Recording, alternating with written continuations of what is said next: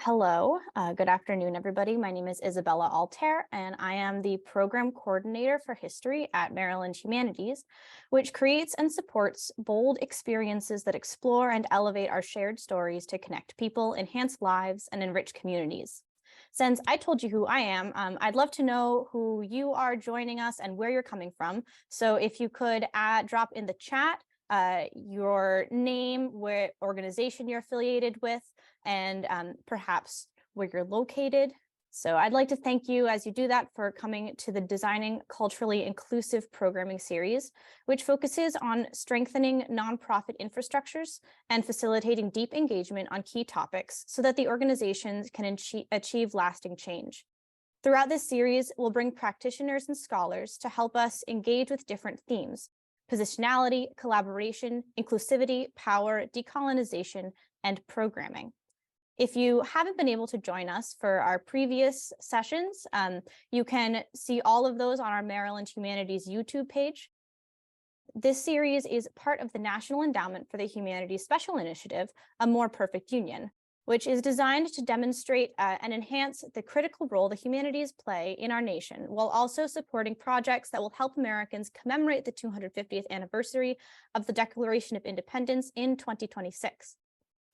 This series would also have not been possible without the labor and support of the Maryland Humanities staff, so we thank everyone who was involved in creating this series. Today's event is about exploring historical representation and interpretation in museums, festivals, and other kinds of cultural programming in order to examine issues of cultural appropriation and how to avoid exploitation of traditional communities. We have with us 4 people who will help us think deeper about decolonizing approaches. First, Janeen Bryant is the Executive Director for Community Building Initiative.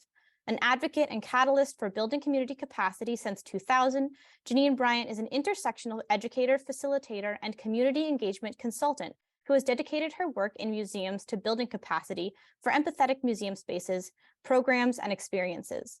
Ms. Bryant also conceptualized and implemented the listening sessions model used by her museum in projects including Without Sanctuary, LGBTQ Perspectives on Equality, and most notably, the Latino New South project that ultimately became Nuevolution.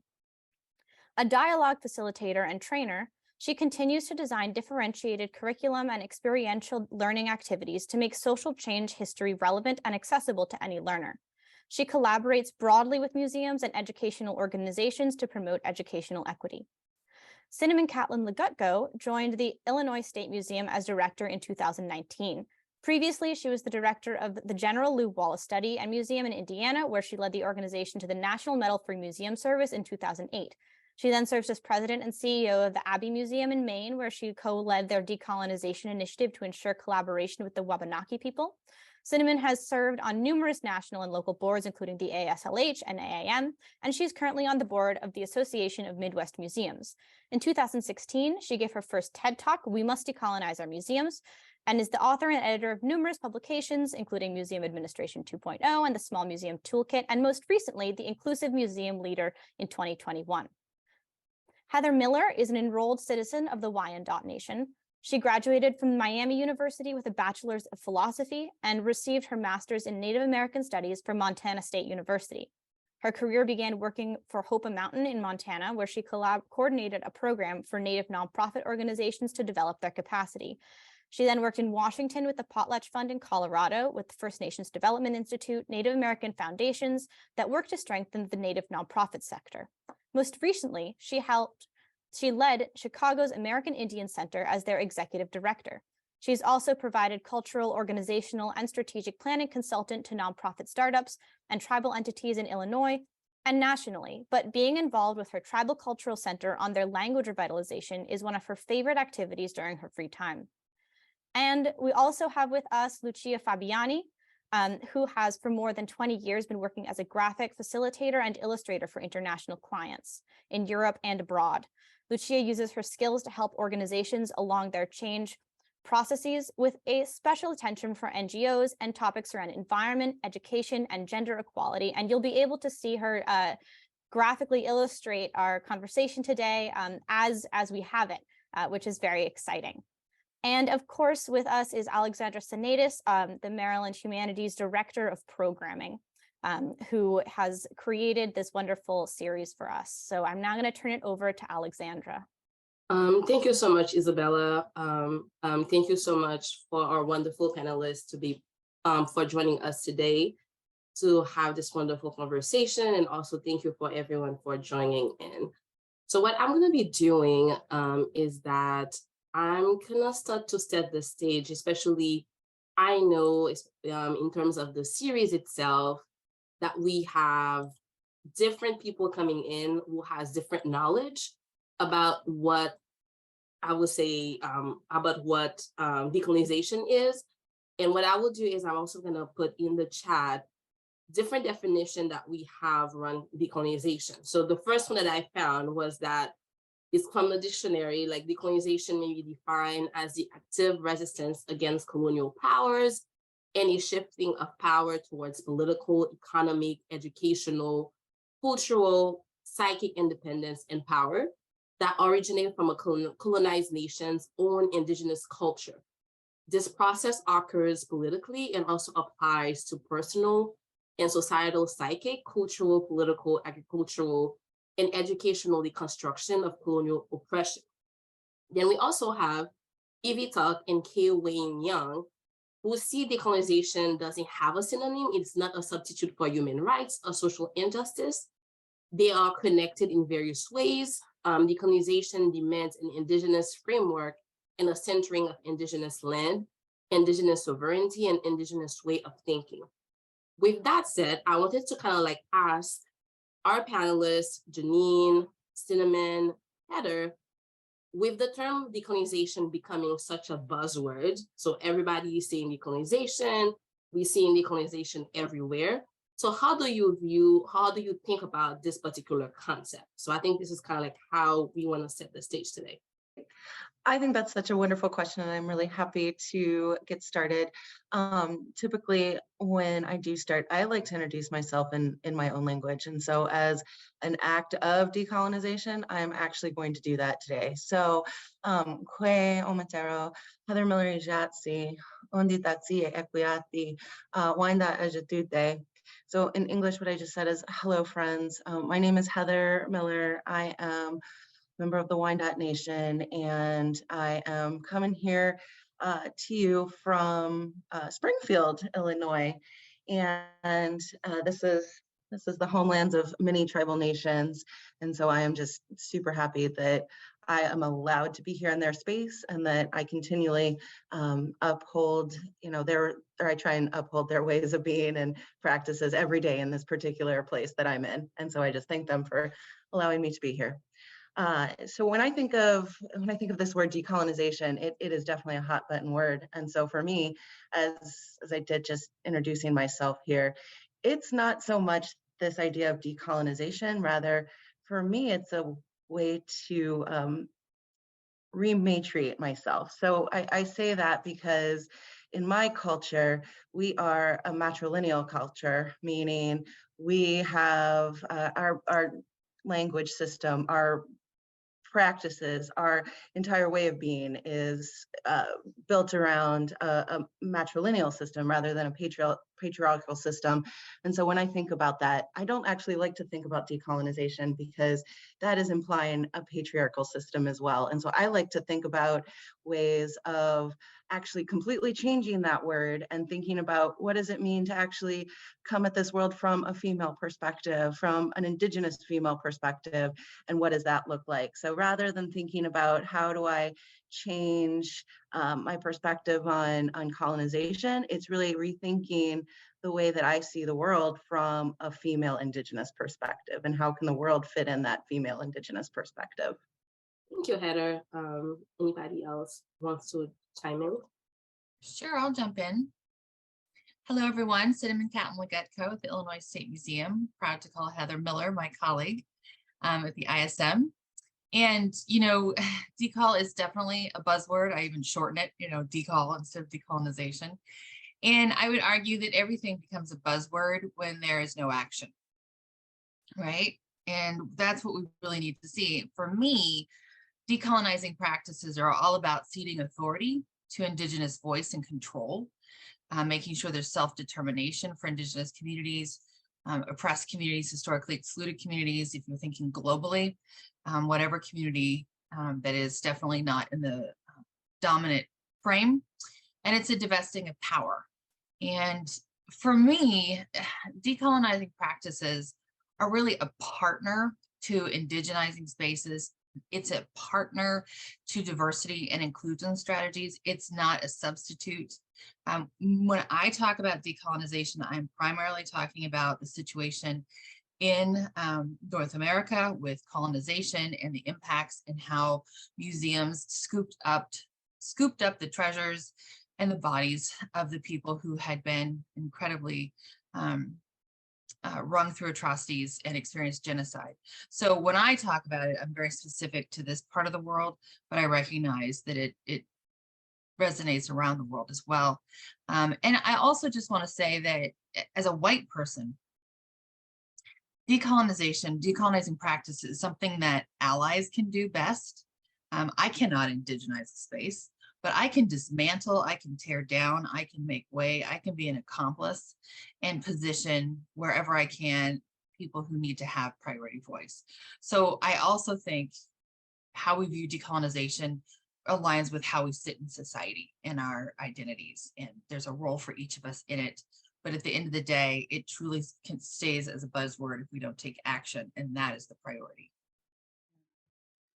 I would say thank you to Heather and Cinnamon for kicking us off. And I completely agree and concur. I would add that the concept of decolonization for me is really about truth telling.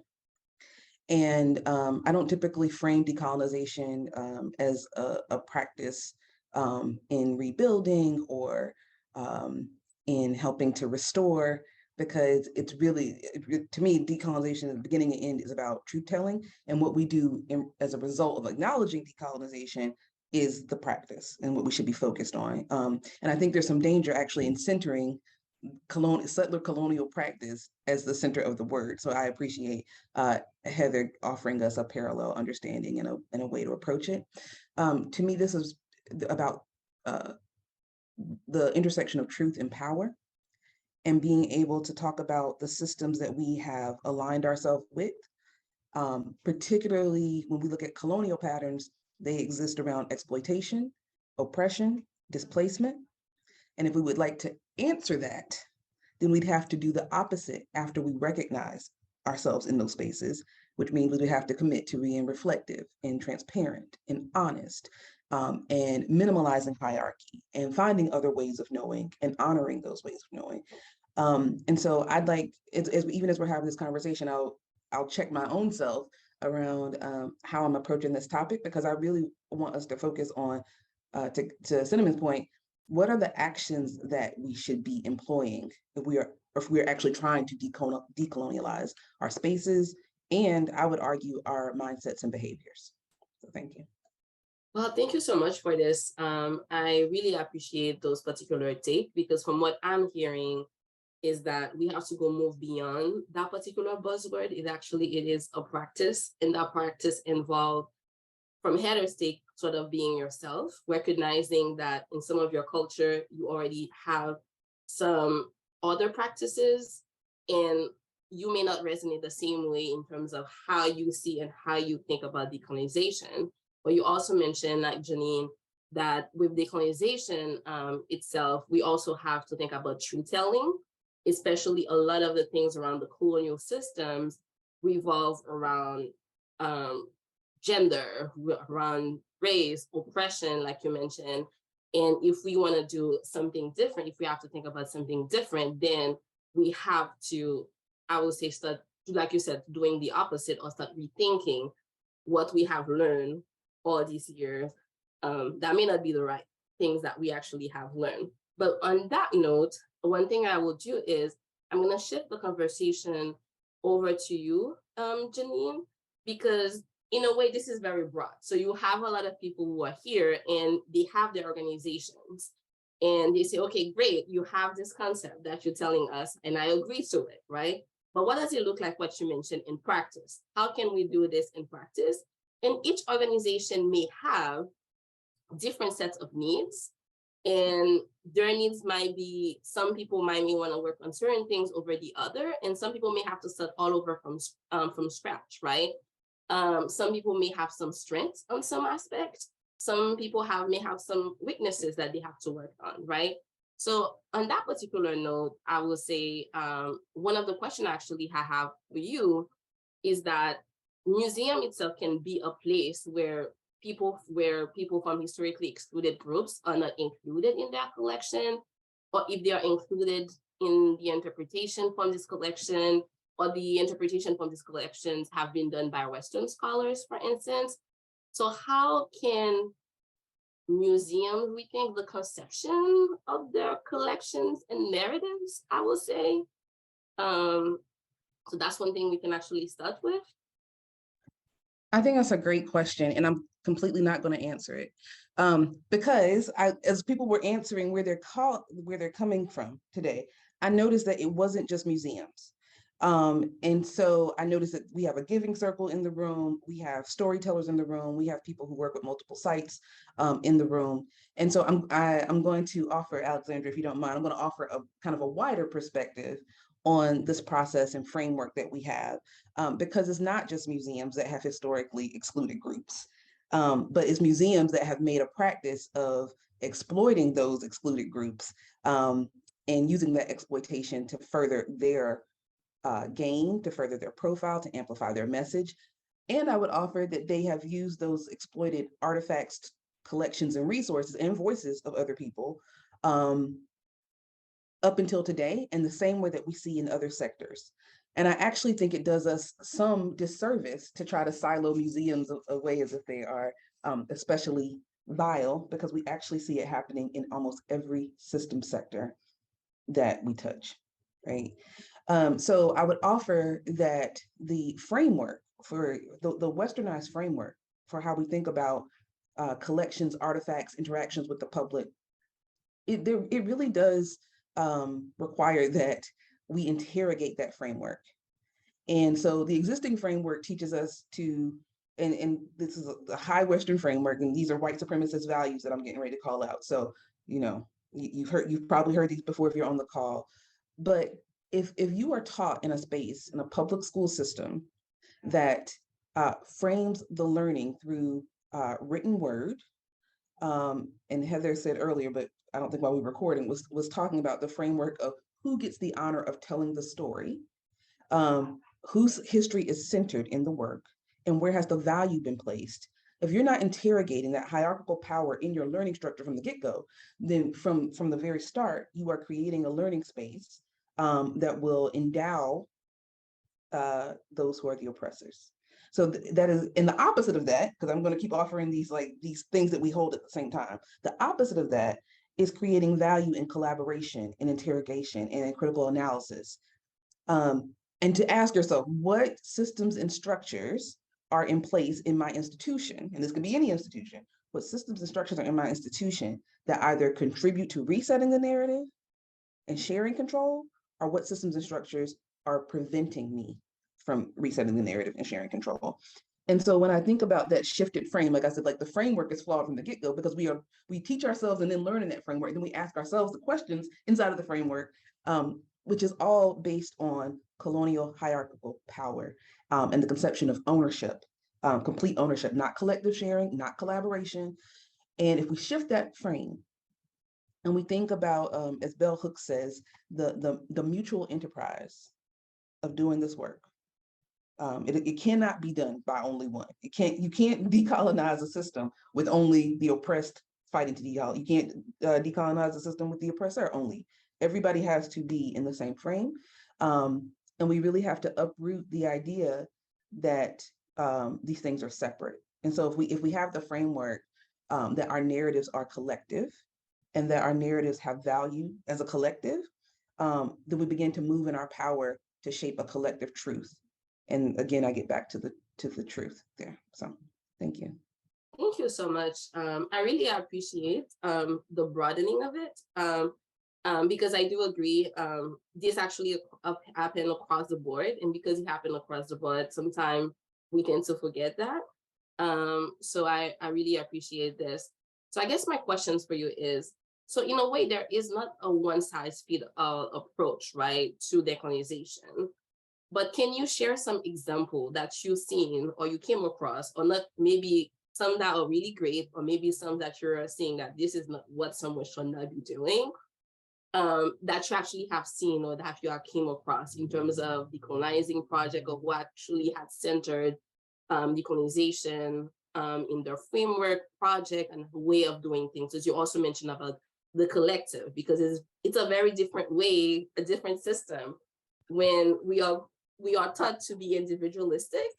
Right. And now you're saying to, and also taught about like claiming our work. And then now you're saying we have to be thinking about a collective. So can you talk about some project that you've seen, some exciting project that you've seen that came along your way? I'm actually involved in like 3 or 4 different project groups that have created this flattened hierarchy, shared authority, collaborative model. One of that I'm extremely proud of, and have worked with a variety of people on this call. Shout out to everybody who's worked with or touched mass action. That's museums as sites of social change, social museums as sites of social. Cinnamon, do me a favor, man. Mass action, museums as Sites of social action. action. Thank you. You got it. That's when you get ahead of yourself. And so there are a number of authors from Mass Action, and that was a collaborative effort that was deliberately designed from the very beginning, in the intention of sharing authority and creating a collaborative resource. So there, all of the chapters that were written, all of the pieces that were shared were built together. So there is no one author. You can't reach out to the person that wrote Mass Action. And every chapter has multiple authors. So it is a complete reframing of our typical way of sharing and giving evidence to what it would look like to create social action across the field. A more direct approach, shout out to Gretchen Jennings, who I think is on this call. The Empathetic Museum is another collaborative. I'm giving a shout out to one person, but there's a number of us who are connected to the Empathetic Museum on this call that, again, arose from the idea that we could create a space that was responsive to the typical ways in which museums frame. And many people argued with us for years that museums could not be empathetic. And that museums, there was no way in which a museum could embody a reflectiveness and responsiveness to the communities they were embedded in. We argued back, actually there is, and there's a complete framework. That framework is open to anybody. These are examples where not only were practitioners aware and pushing back against the westernized narrative, they created a resource in response to, and then gave that resource as an open source and easily accessible materials to anybody who's in the field and beyond. So those are 2 that come off the top of my head. I would offer that there are a number of sites of conscience, and I think Sarah's on the call too, from back in the olden days, Sarah. There are a number of sites of conscience, which, if you're unfamiliar with sites of conscience, those are spaces that are endowed with historic memory, usually rooted in tragedy, and offer us an opportunity to create dialogic and collaborative spaces. So those are, I think, 3 examples. Museums and Race is another great example. I've been involved in a lot of these spaces, I think, because people know that, you know, if you are trying to do the work of truth telling, if you are trying to do the work of acknowledging historic systems of oppression, if you are trying to destabilize those spaces, you have to offer something else into it.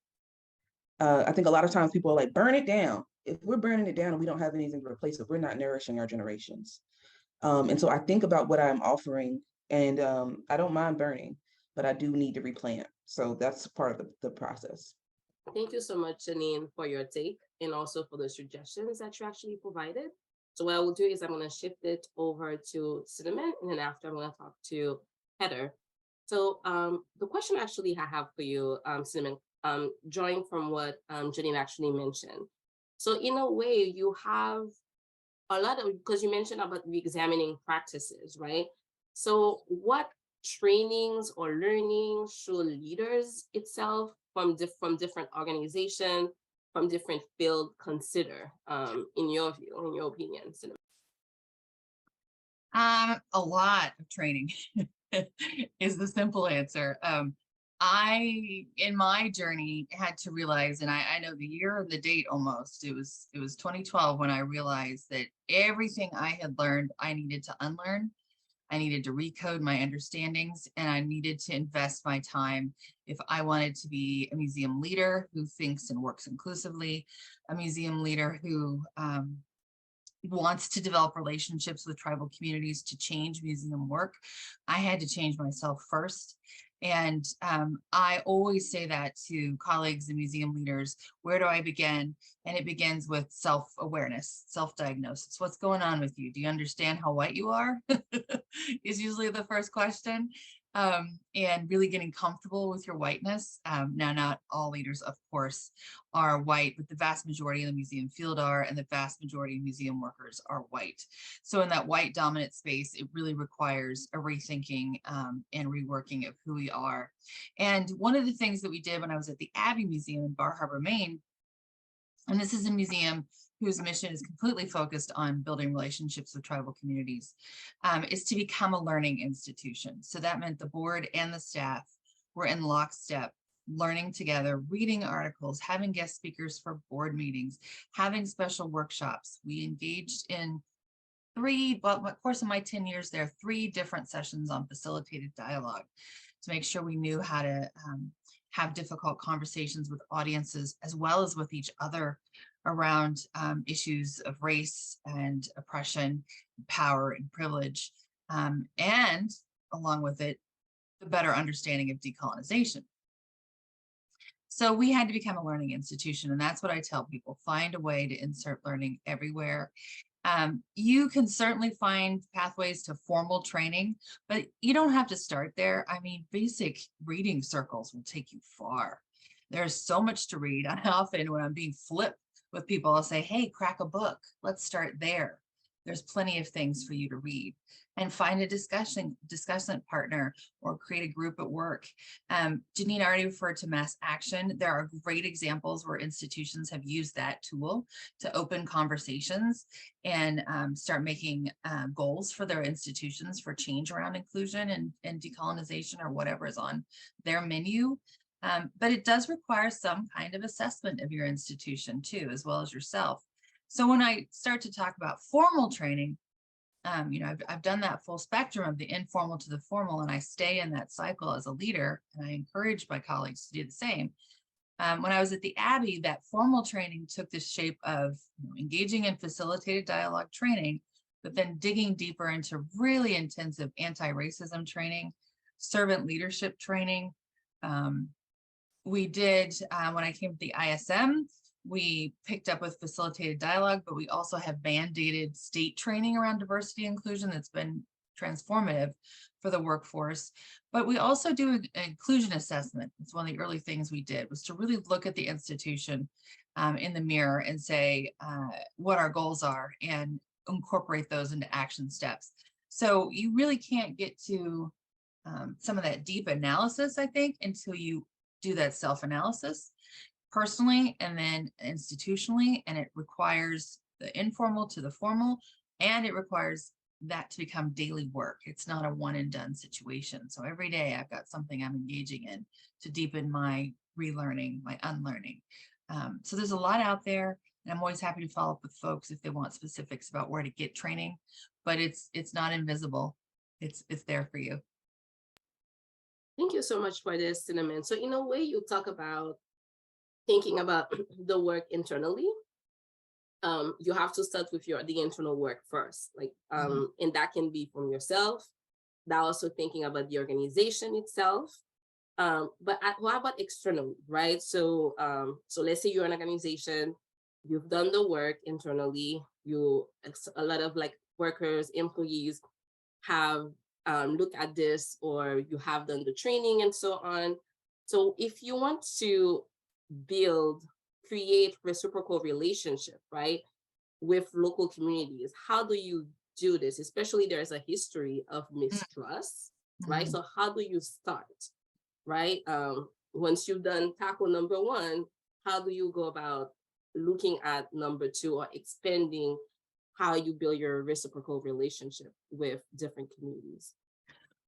I would say too, So many institutions start with the external because they think it's easier. And that's the place where they're going to cause the most harm.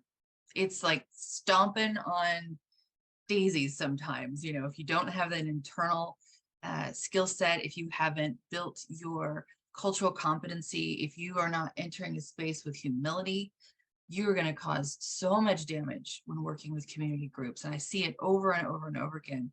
And, you know, the beginning clearly is internal, but if we can't get there for whatever pressure it is, for example, at the ISM, we're kind of in a mix of some internal work going on and a lot of external work going on. And it's just, it's how it's tracking.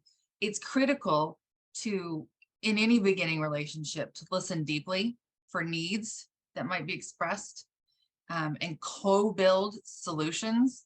That deep listening posture accompanies humility. And it's not something I think that comes easily for a great deal of museum workers who've been trained to have these voices of authority and knowledge, and what we put on the wall is it. And in fact, it doesn't necessarily reflect the multitude of voices that we need to engage with. So listening deeply is how it begins, and then to work toward co-building solutions for needs, and really changing how the organization invests its time, its dollars, its workforce, everything. You can reframe your work to be in better partnership, to be in a reciprocal relationship. Probably my best example for this was when I was at the Abbey and we decided to create a competitive juried Indian market, much like you would see in Santa Fe and Phoenix. And it wasn't something we necessarily had the resources for as a smaller institution.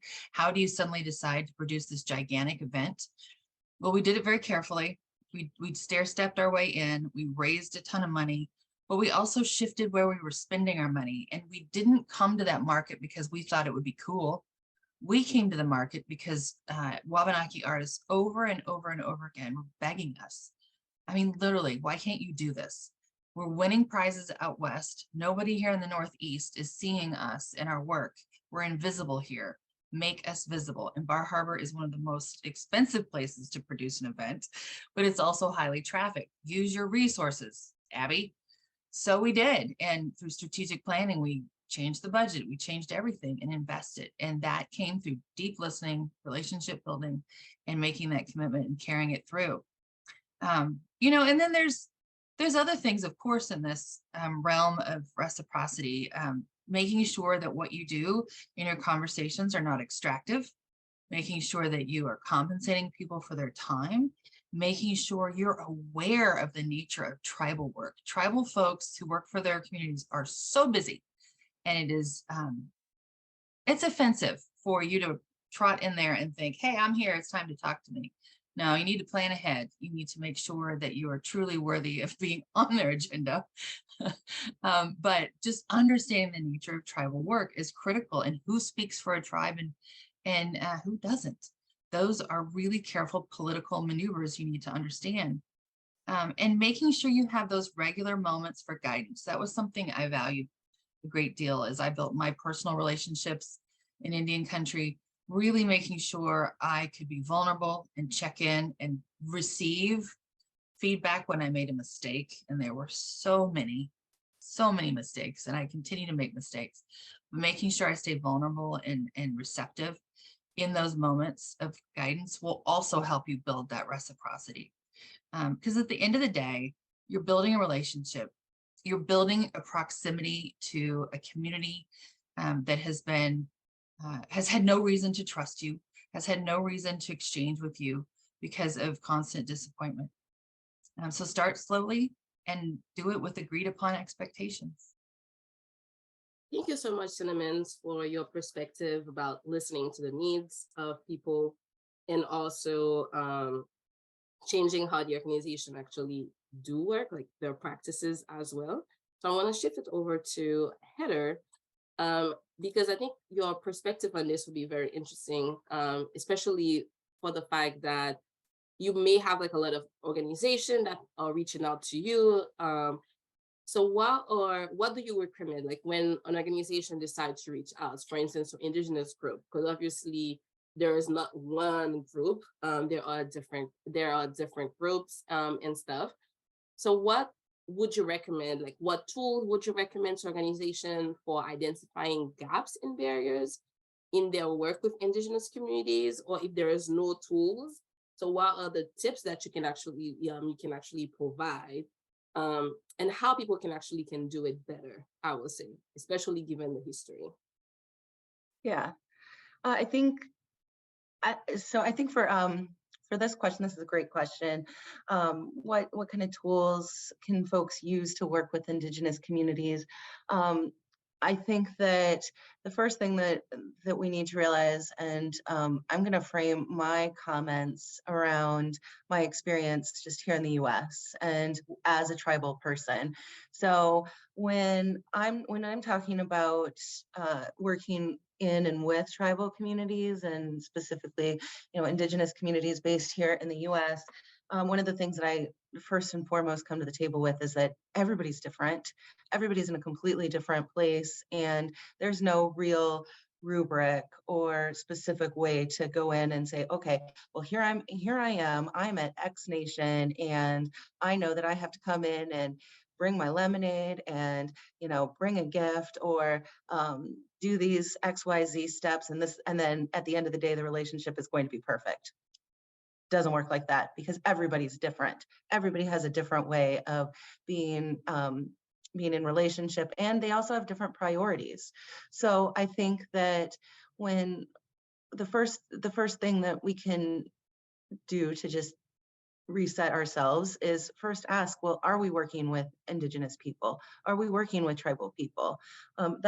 That to me is the very first step, because if you don't have anyone of a tribal perspective that you're working with, well, then that's where you need to start investing and figuring out ways to correct that.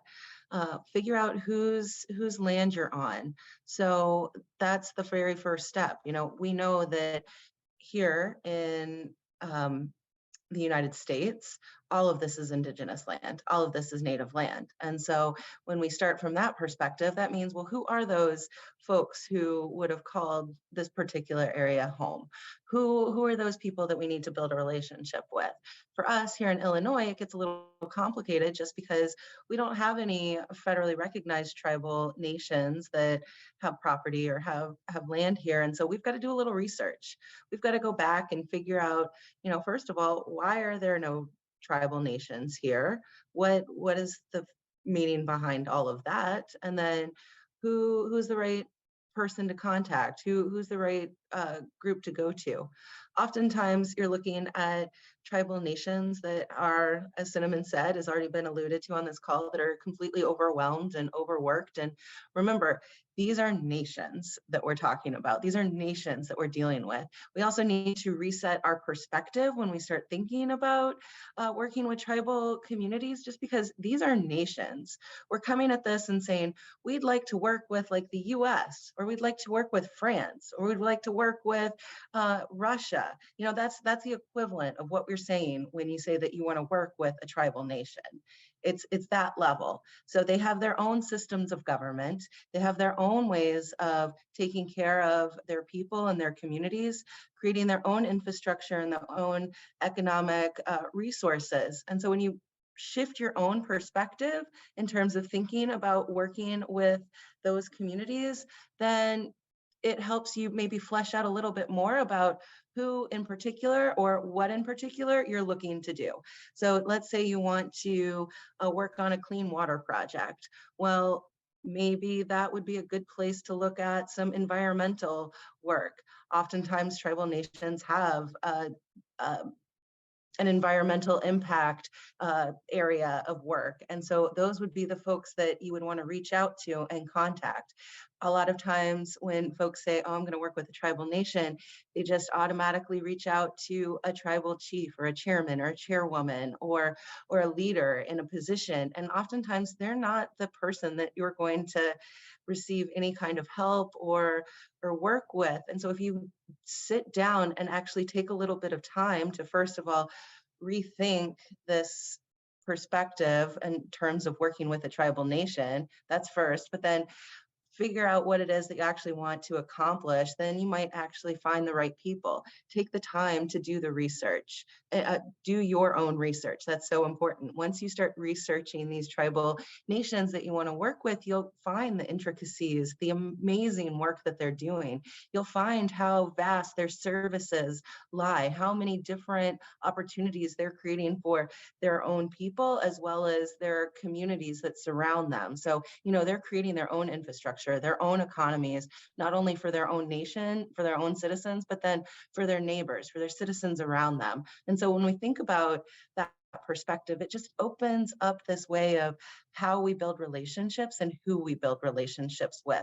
So it really is a requirement of you as an individual taking time to do your research, figure out who you really want to work with. And then, they may not have specific tools on how you need to work with those communities, but if you sit down and take the time to really learn about the way that those communities are organized, the way that they're working, the way that they're providing services, then you'll be more successful in terms of finding ways to work with them in terms of what you want to accomplish too. Thank you so much, Heather, for this. I really appreciate it. So I guess my questions for you is, especially based on given your experience, have you seen successful ways different organizations have partnered with communities? Like, have you seen or have you been part of project where you've seen like they have respected, they have done the research, or maybe there are some struggle a little bit, they struggle a little bit? Like, have you seen, and if you have seen or been part of, can you share some example with us, please? Yeah, I pulled out a couple different examples just because I wanted to have some cross disciplinary examples, and because I've worked in a variety of different places and organizations, I just wanted to share a couple different examples with folks. So one of my favorite examples, and this was a group that I got to work with while I was a student at Montana State University, and also a professional nonprofit person while I was living in Montana as well. But my university, Montana State University, decided that they wanted to do some work on improving health outcomes for folks on reservation or in reservation communities. And they really wanted to do this through working with communities, doing community-based participatory research. And they knew that the way to do, or they thought that the way to do this would be to partner specifically with tribal communities doing the work. This would be the way to make this happen. They really didn't know what they wanted to do, but they ended up getting a bucket load of money and started to bring in these tribal partners that were working on the ground in community with folks involved in the medical field. So they started working out in the Crow community with an organization called Messengers for Health. And Messengers for Health was a group of women who were going around to the community and finding women who maybe were not very comfortable with getting mammograms or not very interested in learning about appropriate or responsive breast health, just because from a cultural perspective, this was not something that Crow women talked about oftentimes. And so it was a very difficult conversation to have from a cultural perspective with an institution like MSU that was trying to do research and trying to figure out how best to get more women involved in this field. So by partnering with this community organization, they not only were able to increase the number of women who were getting services, they also managed to get a bucket load of money out to the community to increase the number of people that were being served. They were able to funnel more resources to this organization to help them just build up their services. Over the course of the last 10 years, this organization has been thriving. Their budget went from, maybe a couple $100s to well over a couple $100 or a couple $100,000 every year in operating funds. They've been able to build this program. They're serving a huge number of Crow women. The stigma around breast health has really gone down in the community just because of this community-based research work that they were doing and building proper relationships. It's just amazing to see how all of these things happened. There was a big humility piece that went in. So even though the research team from the university won the money, they were still able to get that out to the community in a respective way. And the community was really able to take that money and use it in a way that made sense to them. And that was what was so important. Like they were the ones that were receiving, you know, almost that power. Like I see money as power. So the community was receiving the power. They were able to take it and use it in the way that made sense for them. And their numbers were able to, you know, go higher. They were able to serve more women and build a better situation for them. Another example that I've seen has also been with the River Raisin battlefield outside of Monroe, Michigan. The reason that I bring them up is because I'm very partial to them, just because they work so closely with my tribe, the Wyandotte tribe. One of the things that this battlefield felt was necessary to help tell a better story around their history was to actually work with all of the tribes that had a say in this battle. And so over the last couple of years, they have been building relationships with tribal members, tribal nations, and have been delving into a summer-long journey where they provide 2 weeks of intensive history work out to teachers who are then able to build curriculum for their students to help teach a much better history around these different tribal nations that had impact and history with the River Raisin National Battlefield. And so there's a much deeper, longer story there, but what the battlefield has done in terms of interpretation has really been directed by the tribes themselves. So they're helping write those trips. They're helping inform the teachers that are writing that professional development curriculum for their students. They're signing off on the work that's being done, so the lessons that are being taught, and their input, and they're allowing that tribal perspective to have the ultimate weight and the ultimate say in terms of what's happening.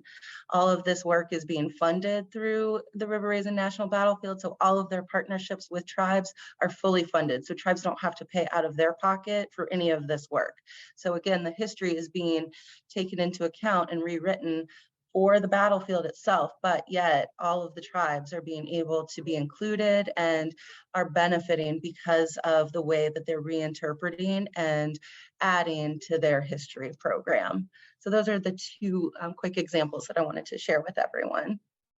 Thank you so much, Heather. I really thank you for sharing these examples. I think they have been very useful to help people think about how they can actually center Indigenous voices. It reminds me of a comment that Janeen actually mentioned. It's where she said, I'm all for burning it down, but at the same time, you also have to have something to build, to nurture, to live for the others that are coming behind you. So I think it definitely represents different ways people can think about how we can actually nurture and nourish this particular garden. So what we're gonna do now is we're gonna be opening up the Q&A. So if you have any questions, you can either ask them using the Q&A feature, or you can also type it in the chat. So we will wait to see any questions that anybody may have for our panelists today. So we have a question from Peru. What is the cycle of understanding that you notice folks with white-centered identity may need to go through to reach an Indigenous-centered understanding? You want to take it, Heather? Yeah, it's a really great question. I'll start, but then Cinnamon, I think you can definitely add to this. Sure. I think for me as a Native person, I grew up I'm mixed, I'm white and I'm Native, and one of the important learnings for me in terms of understanding all of that was just trying to understand, why there was such a disconnect in my family between our dual race situation. And it took a little bit of time and understanding just to realize the history of what had happened. So when it came to my understanding and everything, one of the big pieces that was so helpful in all of this work was a real deep dive into history, just learning some of the pieces that I never got in school, some of the questions that I was always asking as a kid that didn't make sense to me, just because there were so many different pieces that were coming at me and in terms of my identity. So I had to figure out these historical pieces, these historical elements. And those were the things that really helped me start to learn more, because once I started realizing that a lot of the education that I'd received was wrong, then I wanted to find out all the reasons why it was wrong. Then I wanted to find out why my tribal stories weren't being taught to me in school. Then I wanted to read about why other tribal stories weren't being told in school and why all these other things hadn't happened. So it took the history part to really help me learn a lot of that. But I know for others that there's other pieces that they can do. So Cinnamon, I'll turn it over to you. Yes, I would add to that, thinking that, like I said earlier, you have to unlearn, you have to relearn. As a white person in American society, you're bombarded with messages that often lead you to create stereotypes or create biases. We all are susceptible to it in the ways in which we receive messages. And it's important for us to create a system of checks and balances, if you will, like, where's that coming from? And of course, in modern society, we have so many sources of information coming at us with biases fully embedded, and it becomes incredibly confusing if you're not a critical thinker, if you're not curious. You've got to be curious. And I think when you have the curiosity, you can strive toward truth, as Janeen spoke about earlier. And when we talk about the truth, it's so important. There's so many people that debate about this in the world of history, and it's foolish because I think they're confusing history with nostalgia. And Christy Coleman talks about history getting confused with heritage, right? Nostalgia and heritage become very personal to you. And if you start to change my personal identity, I'm gonna lash out. I'm gonna be upset. And really, it's okay to understand the full view of history because you're finally getting the truth. And yes, it was kept from you because of other systems of oppression at play in the classroom, as well as in your social constructs that you have around you. But white folks have got to go through that identity phase to understand that it's not about you, but you're going to make it about you if you don't start learning. You're going to be the problem, right?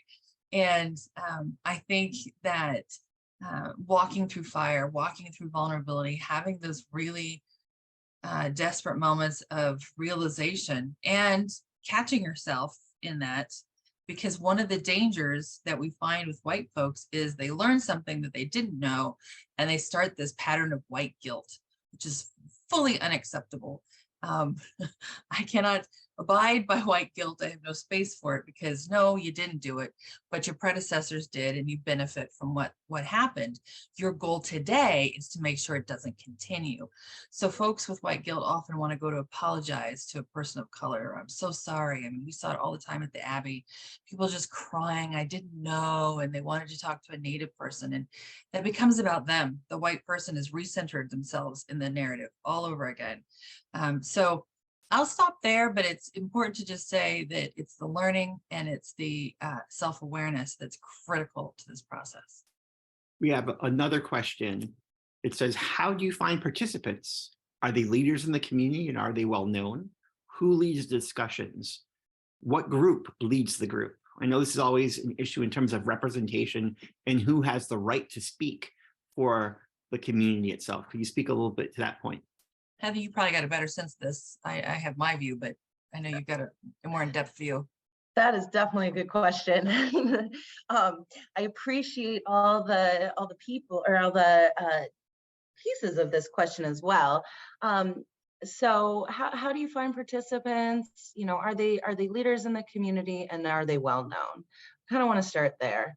I think that oftentimes when we do this work, when we start trying to figure out who we bring in for these community conversations, it's real quick to act like a magpie. For those folks that don't know what magpies do, they're really cool birds. I love magpies, little black and white birds. They're scavengers, but scavengers who really like shiny things. So anytime they see glitter, or anytime they see something that looks really exciting, they run right over to it, and they're just all over it. So many times when we say we want to do community work, we act like magpies. We run over to the fun, shiny thing that we see that looks so exciting and that is oftentimes the loudest, or the quote unquote leader in the community. And as has been referred to so often in this conversation today, that's where we can so easily run into trouble. When we work in and with communities, oftentimes the first thing that we find are those folks who might be very outspoken, who might be touting themselves as a leader in the community. And those are the folks oftentimes that I say, oh, wait, hold up just a second, do your research on, just do a double check. Just because we do have folks that aren't necessarily all about the work, you know, that want to see the system change or figure out the right way to bring in all voices at the table, but are only there for themselves or for touting one's own self. So I always offer a word of caution there. Typically, when you want to work in community, it's best to find those areas where the community is gathering. So at cultural centers, or with language revitalization efforts, you know, if we're talking about Native communities, or places where there might be educational work happening, or things around support services. Like, those are the places where you're going to find a lot of action, a lot of folks who are engaged on those levels and who are doing that kind of work. Again, reaching out to the leaders of different communities may also just result in not hearing anything, because leaders can be so busy, and oftentimes they're more involved in the policy making or just the big picture pieces that need to happen in terms of community support and their economic work that they have to do. So they might not be the right places to go. Finding the community voices, finding the ones who are on the ground doing the work, who are involved on the cultural level, that's going to be, in my opinion, a better way to find those places where you'll find the work that you really want to get accomplished. Cinnamon, you want to add anything there? Yeah. No, that's about it. I was just going to say, as an external person, you know, I begin with website research and understanding how tribal structures are in place. And so often I start work with tribal historic preservation officers, which you can easily find.